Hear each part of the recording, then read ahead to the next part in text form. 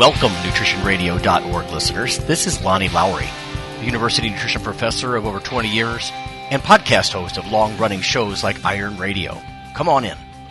Weight Management Tips.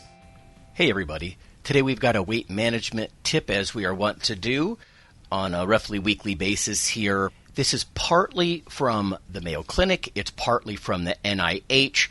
And I'm going to critique a little bit of this and then offer some suggestions for you. The concept here is to enjoy your food. Enjoy healthier foods. A lot of what we do as far as food selection is habit. So there's going to be a requirement here for a little bit of planning, as is so common with this sort of endeavor. The Mayo Clinic, for example, says enjoy healthier foods. Decreasing calories needs not mean giving up taste. Well, without planning, I'm not sure I fully agree with that. You will be giving up some taste, even if you do some recipe rehab or find foods that you like. But that's kind of the key for today. What foods do you like? Even the NIH, the National Institutes of Health, suggests to focus on what you're eating, chew your food well, and fully enjoy the smell and taste of your food. So again, this is really the crux of the tip for today. The Mayo Clinic, as I'm looking at this particular document, suggests cut your calorie intake by eating more plant-based foods. No. I'm not fully in agreement with that. I understand what they're saying, but I think there needs to be more emphasis on whole fruits, whole vegetables. You can have a plant-based diet of Lucky Charms. They even suggest that there's whole grains in there. But how much, right? And is it the same thing as eating oat bran hot cereal for breakfast? I don't think so. Or cheese puffs. That's plant-based, highly processed, not much going on there. I don't think I would be dieting on them. So just choosing plant-based foods, I'm not sure is the best idea. In fact, I like the inclusion of lean meats. The more chicken breast that I have eaten over the years, the leaner I have been. Just because you're filling up, right? Protein's satiating. It's a solid protein, that sort of thing. Now, I do agree with this point. Eat at least 4 servings of vegetables and 3 servings of fruit daily. Again, I'm going to insert that qualifier, whole vegetables, right? They can be cooked. That's fine. Doesn't have to be raw. But whole vegetables, not fruit snacks. You get the idea. And I'm sure that's not what they mean here, but I just think we need to emphasize that. It says replace refined grains with whole grains. Again, toward what end? I would strongly suggest that you look at labels for more than 2 grams of fiber. More than 2. That's a pretty low bar, but I've seen claims on labels, with X grams of whole grains. But meaning what, right? You're after the fiber. To me, that's the biggest benefit of those whole grains. Americans eat less than half the grams of fiber that they should. The World Health Organization has a target around 30, 35 grams, sometimes based on how many calories you eat overall. But you get the idea. We've got to push further, and if you're not getting 2 or 4 grams of fiber in a food, that's going to be less bulk, less filling.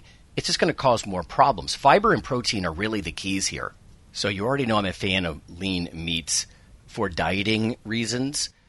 Because, higher thermic effect of food, they raise your metabolism more. They're more satiating. Protein is the most satiating, filling and satisfying of the macros. But let's look at some vegetables. How do you pick vegetables? What if you just don't like them? I have some relatives that young people just don't like vegetables.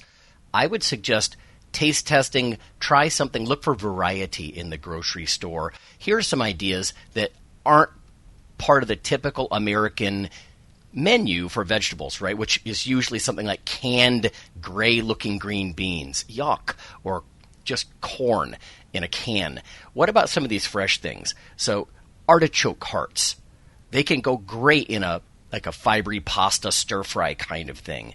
Sun-dried tomatoes. Same deal. Way different experience than a regular tomato. I don't personally like regular seedy, slimy tomatoes, but I love sun-dried tomatoes. Or colored bell peppers, particularly red, richest in vitamin C. I personally don't like green bell peppers for something like a stuffed pepper, where you put a little bit of, meats or even some grains like rice or something in the pepper. I don't like green peppers. They're bitter. I love red ones. Just give it a thought there. Mushrooms. Now, mushrooms aren't a vegetable, but then again, corn isn't either, which was earlier in the discussion. But mushrooms are another fibrous food loaded with myconutrients, if you will, MYCO, right? Fungal compounds. Really good stuff, very filling. Sometimes served with mushrooms, cooked onions. I think this is one of the loopholes from nature. This is just my personal bias, but maybe you agree the smell of cooking onions is amazing. Way different from raw onions. Give it a thought, right? A little bit of caramelized onions. Baby carrots. Again, a different experience from a whole carrot. Sweet. You can eat them cooked. Sometimes I dip them in hummus. But baby carrots, also on the list, like websites like ranked.com, I believe, of the most popular veg. And the last thing I'm going to suggest is roasting your vegetables. I know this is an extra step. Get out a cookie sheet. You could put Brussels sprouts or even cauliflower on the cookie sheet, braise it with a little bit of olive oil. I would go easy on that if you're doing weight loss kind of thing, just keeping mindful of the calories. But roasting vegetables brings out flavors you would never imagine. So there's 6 or 8 ideas. Oh, and olives, let's not forget not just olive oil, but olives themselves. Fiber, phytochemicals like hydroxytyrosol. I know that's a mouthful, but very cool health benefits from something like that as far as antioxidant effects, heart health. So just like with the myconutrients from the mushrooms we mentioned earlier, that's the reason I'm really focusing on vegetables here. Fruits have them too, but also sugar. And we're kind of going for the fibrous veg here for weight management. Find ways to incorporate those into foods. So again, there's maybe 8 or 10 even different examples of vegetables. If you have an idea, leave a comment on our YouTube backup. It's Lawnman07. You can search in YouTube. Very few people look at our YouTube compared to the audio podcast. That's the same way it's been with my experience in the past, not chasing those algorithms. But also, please subscribe on iTunes if you would, or leave a review. Very, very helpful if you like these sorts of tips. So thanks for your attention. We'll see you next time. The NutritionRadio.org podcast is for informational purposes only. If you're interested in starting a diet or exercise program, check with your physician, nutritionist, or qualified exercise physiologist in order to make the progress that you need.